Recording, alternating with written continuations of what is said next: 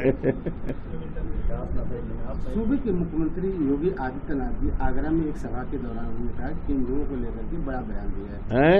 हिंदुओं को लेकर के एक बड़ा बयान दिया उन्होंने। उन्होंने कहा देश के ऊपर कुछ नहीं हो सकता, एक रहोगे तो नहीं रहोगे, बटोगे तो कटोगे। कैसे देखते हैं? देखिए, हम देशवासी बहुत, हमें अपने देश के सभी और प्रदेश के और नगर के सभी सम्मानित बुजुर्गों पर, सभी सम्मानित माताओं पर, बहनों पर और नौजवानों पर और सब पर बहुत बड़ा मैं अपने को भाग्यवान समझता हूँ, भाग्यशाली मानता हूँ। और ये देश का गौरव रहा है कि जब भी देश के ऊपर कभी भी किसी प्रकार का बाह्य संकट आया है, चाहे चीन का आक्रमण रहा हो, चाहे और 65-66 में देश के ऊपर हमला रहा हो, हमारे देशवासियों ने राजनीति से ऊपर उठकर, धर्म से ऊपर उठकर सभी लोगों ने देश की रक्षा का काम किया है। ये इतिहास गवाह है।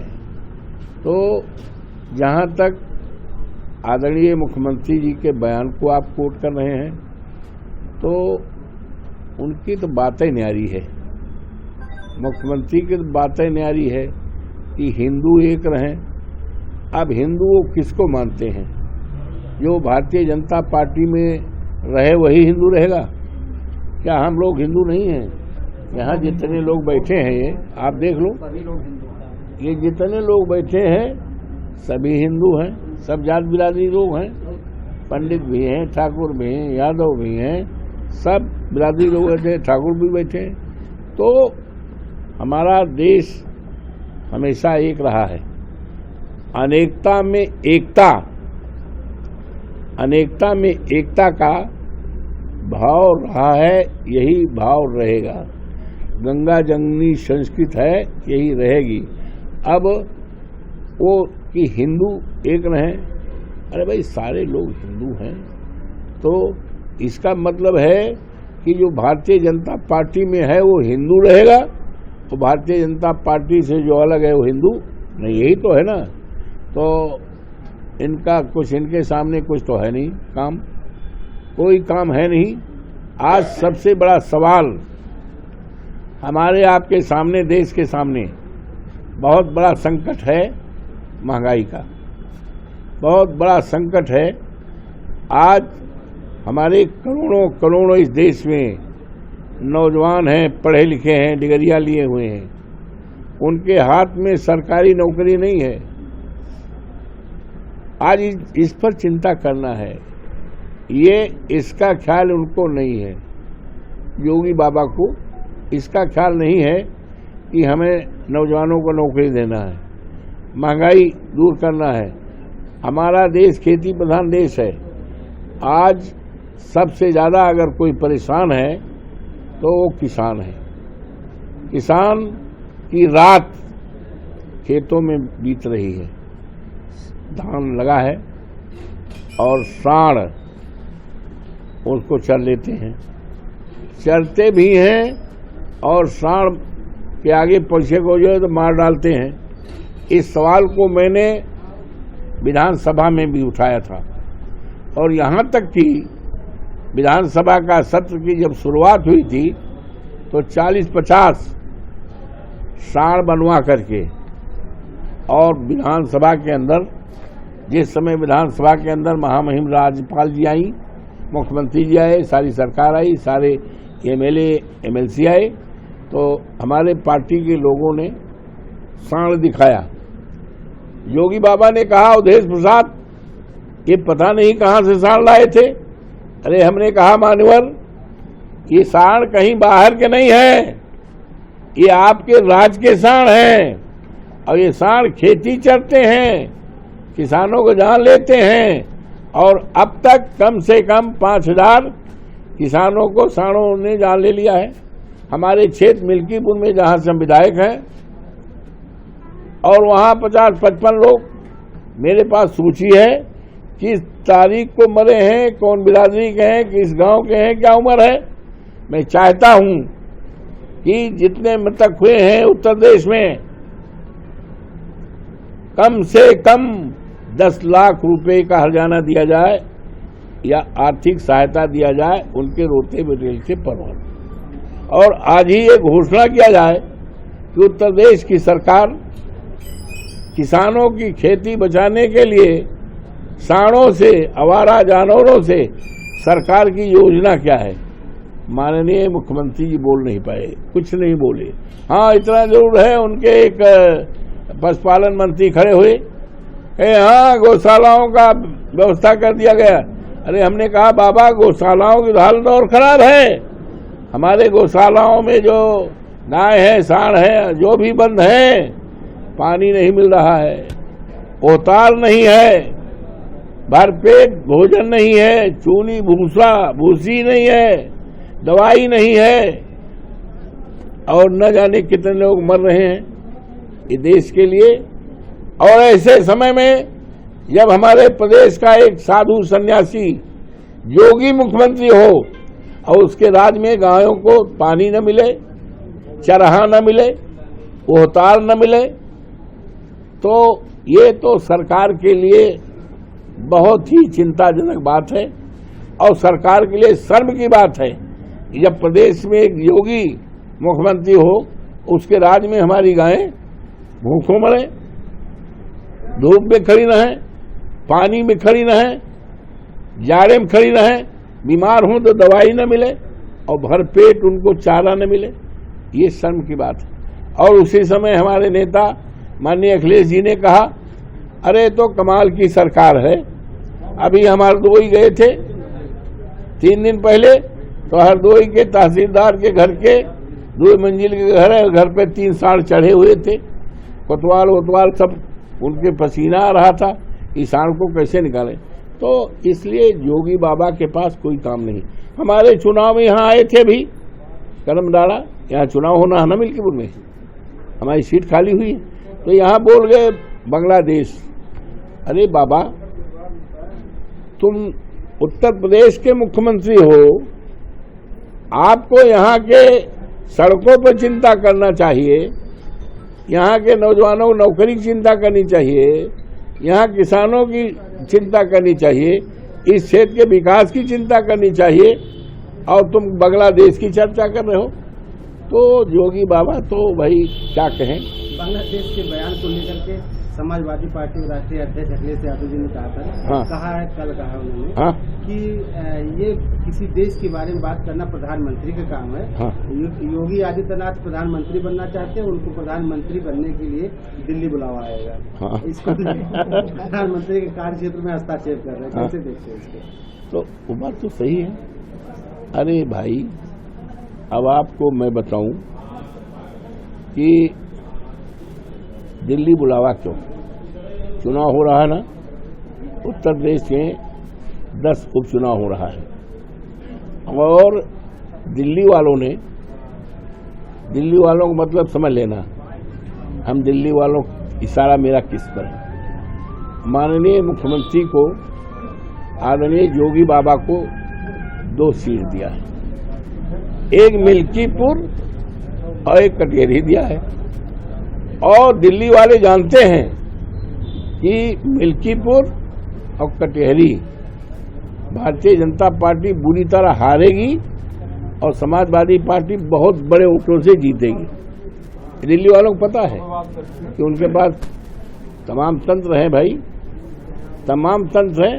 हम आप घर बैठे हैं तुरंत सब, तो उनको पूरी तरह से पता है कि समाजवादी पार्टी बहुत बड़े वोट से मिल्कीपुर जीत रही है, जीतेगी और एक तरफा चुनाव हो जाएगा। जात बिरादरी का कोई चक्कर नहीं रहेगा, सब जात के लोग वोट देंगे और लोकसभा में दिए भी थे। तो इसलिए उनको पता है यही हाल कटिहारी में है। कटिहारी में लालजी वर्मा जीते थे और उनकी सीट है तो जीतेंगे। तो ये बात भारतीय जनता पार्टी के दिल्ली में बैठे हुए जो बड़े नेता हैं उनको पता है, और इसलिए बाबा को वहाँ लड़ा रहे हैं, और लड़ाने के बाद रिजल्ट आएगा विपरीत तो मन में कुछ दाल में काला है दिल्ली वालों की, इसीलिए उनको दिल्ली बुला लेंगे। तो ये है, उनको तो क्या, बाबा कितना सीधे साधे हैं, भला आदमी है। अब बात दूसरी है कि उनका अफसरों पर जोर नहीं है, प्रभाव नहीं है, उनका इकबाल नहीं है सरकार का, तो वो बात अलग है। लेकिन व्यक्तिगत तौर से भले आदमी हैं, एक योगी हैं, सन्यासी हैं, व्यक्तिगत तौर से भाई ठीक है। लेकिन सरकार चलाने में यौन दुर्गत हो रही प्रदेश की, सारा विकास होता है। अब आप बोलिए, माननीय अखिलेश जी मुख्यमंत्री थे 12 से 17 तक हमारी सरकार थी, हम भी सरकार में मंत्री थे। अमानीगंज के पास पॉलीटेक्निक मंजूर किया गया था, काम शुरू हो गया था, राजकीय निर्माण निगम ने शुरू कर दिया, 46 लाख रुपए खर्च हुआ, बाउंड्री बन गई, और इनके भाजपा के नेता ने स्टे ले लिया, हम चुनाव हार गए। स्टे का हमने वैसे हाई कोर्ट में करा दिया था, मंत्री थे, और चुनाव हार गए। इन लोगों ने पैरवी तक नहीं किया 7 साल तक। फिर जनता ने हमें 22 में जिताया, पैरवी हुई, अब पॉलिटिक्स बनेगा। मिल्कीपुर चुनाव में अजीत प्रसाद जी को टिकट मिला है, अजीत प्रसाद जी को टिकट मिला हुआ है, कैसे कंपेयर रहेगा, कितने वोटों से जीते जा रहे हैं? ऐसा है कि ये हम अपने को सौभाग्यशाली मानते हैं कि जनता का, आम सभी लोगों का सहयोग, आशीर्वाद मेरे साथ रहा है। वो मिल्कीपुर जिसकी चर्चा कर रहे हो, 35,000 वोट से 12 में जीते थे, और अभी 4 जून को जो नतीजा आया है लोकसभा का, उसमें भी हम जीते हैं, और जीते हैं तो वहाँ पर जनता अपने हाथ में चुनाव ले लिया है, जैसे लोकसभा में लिखा है, और बड़े वोटों में समाजवादी पार्टी जीतेगी, और उनको पता है कि इनके जीतने से ही विकास होता है और होगा। दूसरा, अगर जीतता है, एक आध बार जीता है, तो सारा विकास अवरुद्ध हो गया था, ठप हो गया। एक एक हमारे पास सूची है, देख सकते हो। तो इसलिए चुनाव भारतीय जनता पार्टी लड़ाई में नहीं। तरक्की अगर करना है तो हिंदुस्तान का जब तक किसान खुशहाल नहीं होगा तब तक देश खुशहाल नहीं हो सकता। और यहाँ तक बताया था, देश की तरक्की का रास्ता खेत और खलिहान से गया है। जब तक हमारे खेत और खलिहान खुशहाल नहीं होंगे तब तक देश खुशहाल नहीं हो सकता। अफसोस है, आज खेतों पर सांडों का राज है, तो हमें तो किसान को बड़ेता से करना पड़ेगा, लेकिन सरकार के इस एजेंडे में है नहीं। हाँ, हमारे लायक प्रधानमंत्री जी ने जरूर कहा था, भाइयों बहनों हमारी सरकार बनाओ, किसानों की आमदनी दूनी करेंगे, तो सरकार भी बन गई। किसान की आमदनी कहाँ दूनी हुई? किसान तो आज सबसे ज्यादा परेशान है, लागत के बराबर भी नहीं आ रहा है सामान। हम ही खेती करते हैं, लागत के बराबर भी नहीं आ रहा खेती में, तो किसान तो सबसे ज्यादा परेशान है। तो किसान और भारतीय जनता पार्टी के राज में आपको पता है, कम से कम 700-800 किसानों की जाने गई। सबसे ज्यादा किसानों ने आत्महत्या किया है भारतीय जनता पार्टी की सरकार में। तो किसानों का सम्मान, जब तक किसान को सम्मान नहीं किया जाएगा, किसान का विकास नहीं किया जाएगा, तब तक हिंदुस्तान का विकास की बात करना अनुचित होगा। एक आखिरी सवाल, महाराष्ट्र के सिंधुदुर्ग में लगी शिव जी की महाराज की 35 फुट की ऊंची प्रतिमा आज गिर गई, जिसका पिछले साल प्रधानमंत्री जी ने अनावरण किया हुआ। तो उसके बारे में क्या कहना है भाई? इसका जांच पड़ताल होना चाहिए, कैसे गिरी, किसने गिराया है, जांच का विषय है। और शिव जी आराध्य हैं, सबके आराध्य हैं, हम भी शिव जी की पूजा करते हैं, सबकी पूजा करते हैं। तो प्रतिमा कैसे गिरी है, क्या है, ये जांच का विषय है। वहाँ के मुख्यमंत्री ने बताया तेज हवा की वजह से गिरी। वहाँ के मुख्यमंत्री ने बताया तेज हवा की वजह से गिरी। वो मुख्यमंत्री वहाँ के हैं ना, तो हम तो यहाँ बैठे हैं, तो हम कैसे कहें कि कैसे गिरी है? ये जांच का विषय है। और शिव जी इस ब्रह्मांड में शिवाजी को सब मानते हैं, उनका एक गौरवशाली इतिहास रहा है, उनको सब पूछते हैं, उनके प्रति आस्थावान हैं। तो मूर्ति कैसे गिरी है, तो ये तो भैया जांच पड़ताल का विषय है। हम यहाँ फैजाबाद बैठ करके कोई प्रतिक्रिया नहीं कर सकते।